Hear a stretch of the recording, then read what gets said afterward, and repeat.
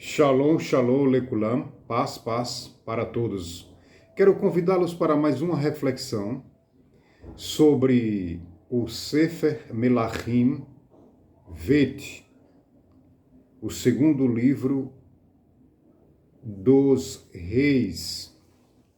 Neste livro, que foi escrito pelo profeta Jeremias, você sabia disso? Pois bem, o Sefer Melachim, o livro dos reis, foi escrito por Jeremias Irmiarro. Esse livro nos traz um relato sobre a disputa política que havia entre o reino de Israel, que tinha como sede, ou seja, capital, Shomron, e os assírios conseguiram subjugar, dominar, derrotar o reino de Israel, que era composto por 10 tribos. E o reino de Judá era composto por 2 tribos, Judá e Benjamim.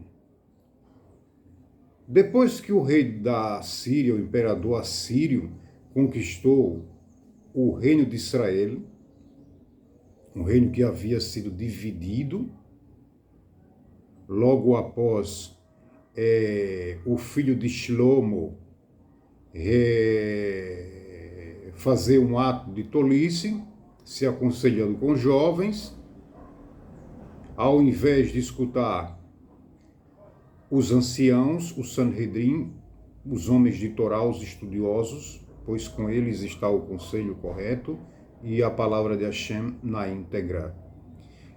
Escutou o conselho dos mais jovens, e os mais jovens disseram: diga assim para o povo, porque o povo questionava: Shlomo, seu pai, Salomão, nos impôs muitos impostos, porque era preciso construir o Beit HaMikdash, a casa de Hashem, e como que ia fazer se não fosse cobrado impostos, não só do povo judeu, mas também das nações, já que nesta época Israel era a liderança, o topo da economia mundial, estava no topo,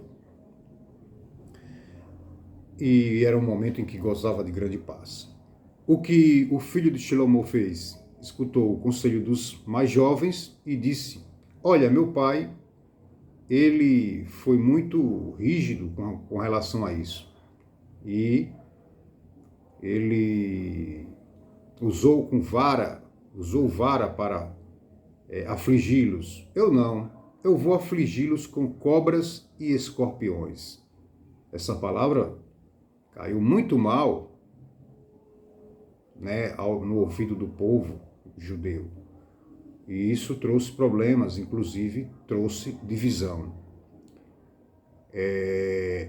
Enfim, voltando ao contexto, explicamos isso sobre a divisão do reino para entendermos que tudo que é dividido fica mais fraco. Tudo que onde há divisão não há força. Exceto a divisão que a gente tem que fazer, que são aquelas divisões que a Torá nos manda. Por exemplo, se a Torá manda a gente se afastar de um ambiente ácido, um ambiente em que é negativo, permeado de imoralidades e indecências, essa separação, essa desunião é boa.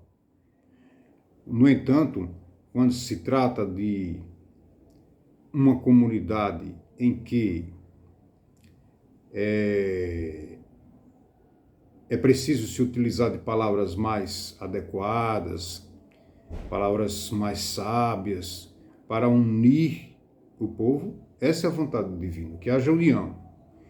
Então existe o conceito de separação, inclusive a palavra kedoshim, vem de separação. Separar-se de quê?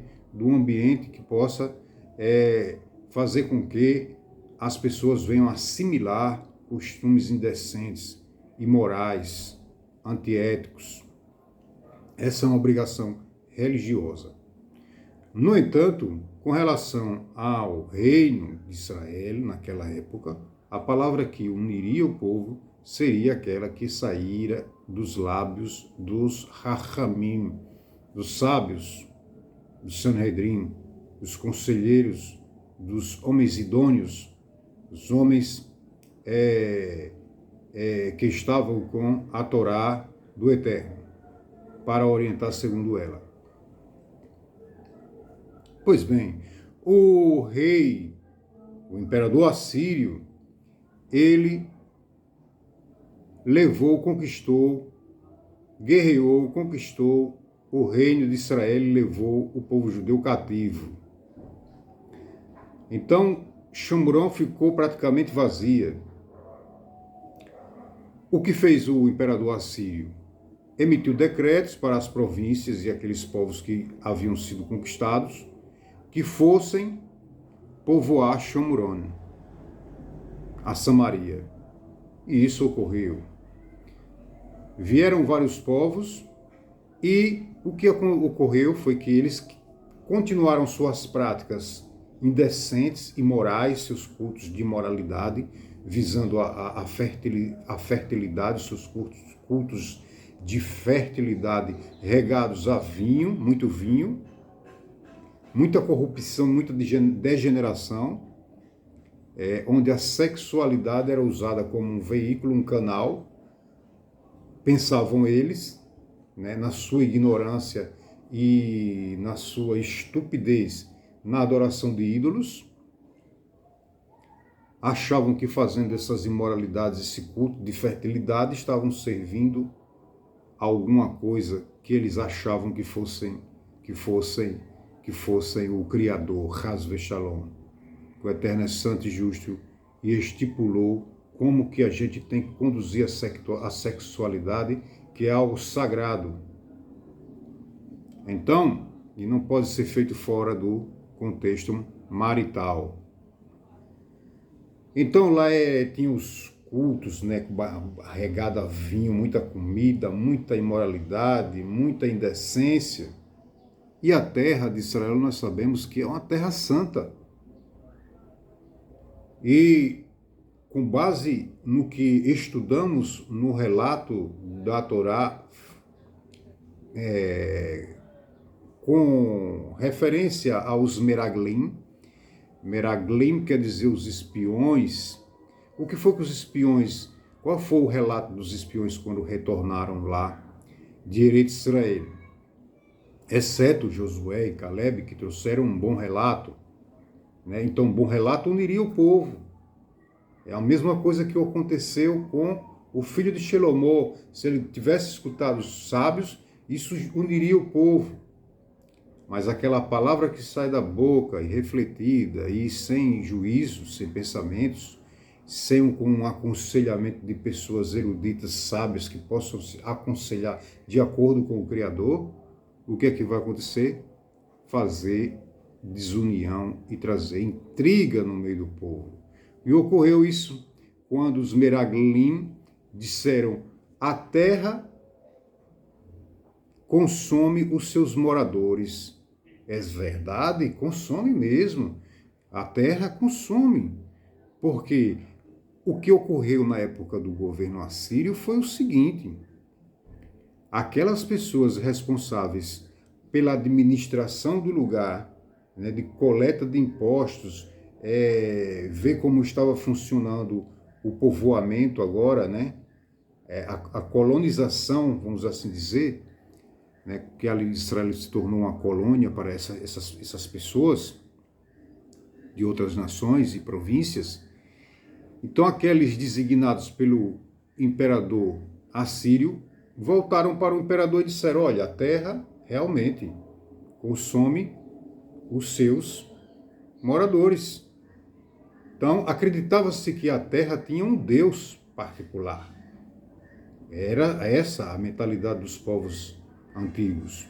Então eles acreditavam sim que no Eterno, que era o Criador e que o Eterno era o Deus de Israel. Sim, eles acreditavam. Mas eles acreditavam que outras terras e outros povos tinham seus deuses. E isso não é problema nenhum para quem não é judeu, né? Quem não é judeu pode manter o seu judaísmo e, inclusive, numa igreja, num casamento, porque um parente seu está indo casar e então, para não causar um mal-estar na família, dizerem, olha, fulano de tal não foi, todo mundo foi, só ele não foi. Quer ser justo, diz que é um justo e das nações e não foi. Então, para quem gosta de ser Benoar, né, eu digo Benoar, ele não tem obrigação de não ser idólatra, porque esse foi um mandamento dado ao povo judeu. Eu sou o Senhor, teu Elohim. Não há outros, não colocarás outros, Arre, Elohim, diante de mim. Foi para o povo judeu, não foi para Noah. O Noah, ele é idólatra em algum nível. Ele tem um vínculo com a idolatria. Porque um judeu não é permitido, se ele tem uma filha e a filha foi para o cristianismo, por exemplo, e vai se casar lá na igreja, um judeu é proibido entrar lá. Ele não pode entrar na igreja, mesmo que o casamento da filha dele com um cristão, ela agora tomou essa decisão de ser cristã, então é proibido o pai ir na igreja assistir. Mas o Noah, o Benoar, não, ele pode ir, para não causar um mal-estar na família. Né? Então, isso para a gente ver que aqueles povos continuaram com essa mentalidade. Sim, eles acreditavam que o Deus da terra era o eterno, da terra de Israel. Mas eles acreditavam em outros deuses. Então eles começaram a praticar a sua idolatria, a idolatria a qual eles estavam vinculados às suas terras de naturalidade, de nascimento, as quais eles eram naturais. E o que o Eterno fez, enviou leões, muitos leões, e os leões começaram a estraçalhar esses povos. E era muita gente. Então, isso foi algo tão que chamou a atenção das autoridades que estavam administrando Shomoron, autoridades estas constituídas pelo Império Assírio, tiveram que voltar ao Império Assírio e dizer, olha, o projeto aí de colonização lá não está fácil não, porque os leões estão destruindo, então é uma coisa fora de série, está exterminando com eles, porque o Deus da terra não aceita que se faça certos tipos de práticas lá, entendeu? Então, vai fazer imoralidade na terra de Israel com seus cultos, né? E aqui os cultos dos povos antigos a gente sabe, né? Tem os bacanais, o vinho, muita imoralidade, entendeu? Muita indecência, entendeu? Era isso. Dizia, comamos e bebamos e depois morreremos. Ou seja, que a vida só tem sentido só para essas coisas, as coisas em que a parte do corpo, a sensação do corpo, o prazer que o corpo sente ao comer, ao beber, a imoralidade, né, as práticas sexuais rebaixadas. Então isso para eles era o que eles podiam aproveitar aqui, porque depois que morrer, acabou, né, o que dizem, não é assim. Depois que a pessoa morre, segue o julgamento na tumba. Correções na tumba. E a alma vai para o Guerrinom, para o purgatório. Então o processo lá não é fácil. Hashem deu a alma pura, que é o que a gente diz no Sidu. Hashem, a alma que eu te dei pura, estou te devolvendo agora. E Hashem vai querer, se Hashem deu pura, Hashem vai querer pura, Hashem não vai querer manchada. Então os pecados da pessoa vai fazer o quê? Manchando a alma, de tal forma que Hashem não pode receber a alma dessa forma, suja. Então, vai para o Guerrinom, que é o lugar de fogo, o fogo purifica tudo. O ouro entra bruto e sai brilhante. Assim é a alma. E aí assim Hashem recebe a alma novamente. Pois bem. Então, nessa época, o imperador então disse o seguinte: olha, então vamos fazer o seguinte, vamos mandar um Kohanim, que os Kohanim, né, os sacerdotes do povo de Israel, eles eram os responsáveis pela educação da Torá, os responsáveis por transmitir a Torá para o povo de forma íntegra. Só que em Shomuron a situação não estava boa. Esse sacerdote que foi com esse intuito de ensinar era também um daqueles sacerdotes que estavam praticando culto misto em Israel. Porque, a princípio, foi colocado 2 bois lá no Beit HaMikdash. Esses bois, no início, bois de ouro, foram colocados com o intuito de demonstrar força, já que o boi demonstra força, poder. Então, foi com esse intuito. Só que depois, né, com a continuação do tempo, as pessoas acabaram por adorar esses bois. Acabaram por adorar esses bois. E isso é idolatria. No início não foi com esse intuito, mas depois acabou se caracterizando, tomando uma nova configuração. E o culpado de tudo isso se chama Yarovam, filho de Nevate. Olha que durante todo o relato do Sefer Melachim, o qual estamos falando aqui, né, no segundo livro do Reis, sempre que começa o início de um reinado, diz lá que Yarovam, é repetitivo isso, que Yarovam levou Israel a pecar. Por que ele levou a pecar? Porque Yarovam, ele não andou segundo o coração de Davi, segundo as práticas justas e que visavam o bem de Bnei Israel, não andou nos caminhos de Davi. E muitos dos reis, né, inclusive ele, o Yarovam, ele era antes um grande raham, um grande sábio, mas depois ele se corrompeu. E ele se tornou um exemplo de como não se fazer e de como não ser. Só que a maioria dos reis de Israel seguiram essa vertente, esse caminho. O caminho da idolatria. Né? Porque foi colocado lá um Asherá também, só na época de Hizquiyahu, que a Torá diz que antes de Hizquiyahu não teve um como ele, e depois de Hizquiyahu também não teve um como ele. Por quê?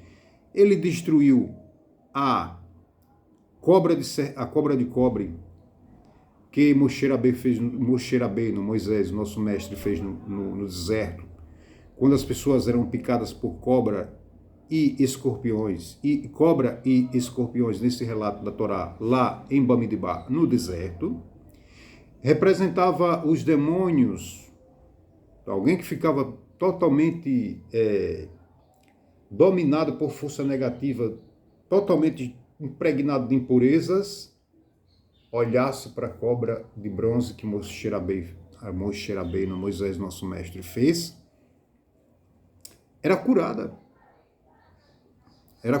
sim, porque a raiz da doença é um desequilíbrio entre o mundo físico e o espiritual. Essa consequência é doença.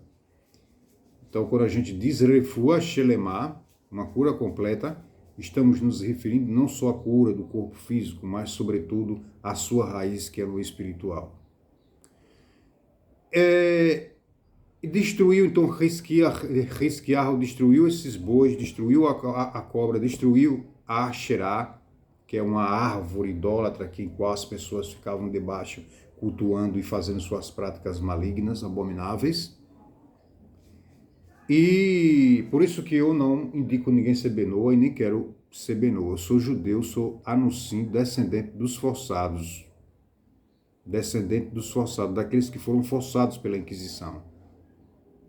Então, judaizar é o que minha alma quer. E essa minha missão, é isso que eu sinto, para que eu fui criado, judaizar. Independente do que se possam pensar ou dizer, o que importa é que o meu compromisso com o Criador. Voltemos então ao relato sobre este fato. O que Hizquiyahu fez foi algo incrível, tremendo.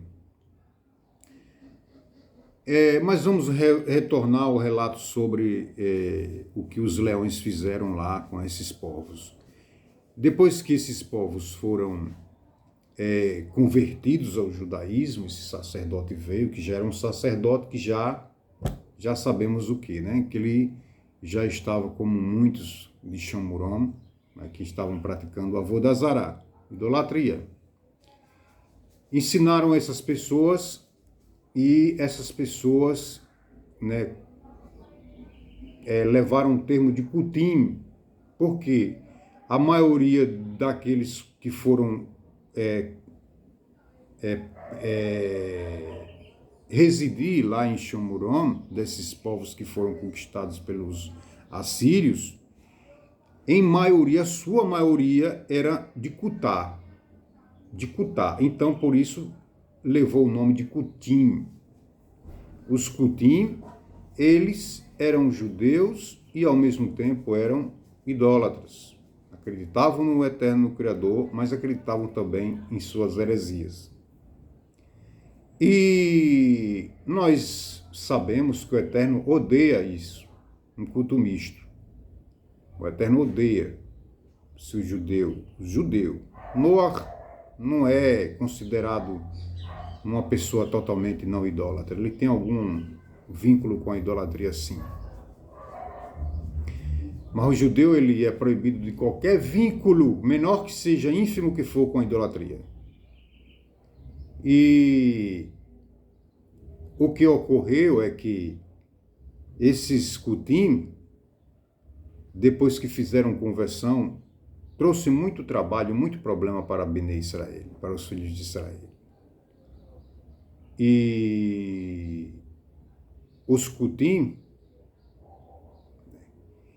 tem muitos relatos no Talmud, que depois eles foram, os sábios tiveram disputa filosófica e literária sobre o Talmud, e sobre se eles eram judeus ou se eles não eram judeus. A decisão é que eles não eram judeus. Judeu é quem pratica, judeu é quem judaiza. É quem judaiza. Sim, existe o conceito de judeu idólatra, ele vai ser sempre judeu, sim, nessa concepção de materlinealidade, de linhagem materna. Mas isso não quer dizer nada. O que faz uma pessoa judeu mesmo, de fato, é sua irat shamayim, seu temor aos céus e sua obediência aos mitzvot, aos mandamentos da lei divina, da Torá.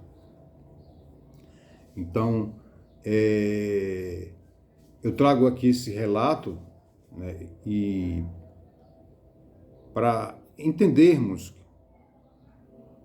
que a idolatria é algo sério. E isso, entendemos que o Eliyahu Hanavi, o profeta, quando do caso dos 450 profetas de Baal, queriam adorar o Eterno, agradar o Eterno e queriam agradar a Baal. O que o Eterno diz para o profeta? O Eterno diz para o profeta: olha, vocês não podem agradar e nem ter dois senhores. Ou você agrada o Eterno, ou você agrada ao Baal. Porque o Eterno não divide o seu kavod com ninguém. Hashem não divide sua glória, sua honra com ninguém. Então, ou se adora o Eterno, ou se adora Abal, é simples assim. Hashem não abre mão do seu kavod, da sua glória, com ninguém. E então, é isso aí que eu trago para vocês, essa reflexão. Então, que Hashem possa falar melhor aos nossos corações. Que possamos prestar ao Eterno culto, que onde não haja sincretismo religioso, onde não tenha ecumenismo, né? Porque o ecumenismo é mais uma forma de o politicamente correto. E o politicamente correto nem sempre está de acordo com as Sagradas Escrituras, com a lei do Criador. E a lei do Criador, ela é imutável. As pessoas são mutáveis. As pessoas mudam, às vezes para melhor, às vezes para pior, mas a lei divina é imutável. Ela é o que é. Então, nós é que temos nos moldar ao Eterno, nos moldar à lei divina, e não o contrário. Não é a lei que tem que se adaptar a nós. Não. Evidentemente, a lei pode ser adaptada à geração, né, porque tem leis que eram observadas antigamente, por exemplo, a poligamia. Abraão teve 2 esposas, Shlomo várias. Então, o que era permitido naquela época não é permitido hoje. Sim, sabemos que a lei, ela é mudada pelos sábios, foram mudadas, a lei foram adaptadas, vamos dizer assim. Não é que não foi mudada, não é que foi mudada. É que os sábios, em todas as gerações, tiveram esse poder de estudar a lei juntos e decidir sobre a lei. Se por exemplo, no caso da poligamia, seria bom isso hoje? Não. No passado, era bom. Né? Em algumas ocasiões onde, por exemplo, como Noah, na época de Noah, na época de Ló e suas filhas, né, que tiveram, ou se imaginavam na época de Ló, que só restavam Ló e suas filhas. Nesse caso, até inclusive o incesto é permitido porque tinha a visão de que precisava povoar. Como é que ia povoar a terra se, por exemplo, só tinha gente da família? E foi o que aconteceu lá no início com a criação de Adão e Rava, onde os filhos, né? O Abel, por exemplo, teve que casar com uma irmã gêmea. Também os filhos de Jacó, né, quando nasciam os meninos, não se relatava que nasciam meninas junto com eles, mas eles casaram com suas irmãs gêmeas. Né? Parece estranho? Parece, mas tem esse parecer do Midrash de que eles não casaram com pessoas fora da família, nasceram irmãs gêmeas. Como tinha ali mães, né? Que a Sabelé e Rachel, e tinha as servas destas, então dava para, né, se fazer um arranjo aí e fazer o povo de Israel crescer. Pois bem, então tem as leniências para a poligamia em certas ocasiões, mas os sábios decidiram que isto seria proibido. Então, até hoje, isso é proibido. Isso se chama galu e erva, relações incestuosas, é abominável. Então, eu deixo essa reflexão para vocês e desejo que o Eterno fale bem melhor ao coração de cada um de nós, colocando sua Torá e mitzvot sempre em nosso caminho.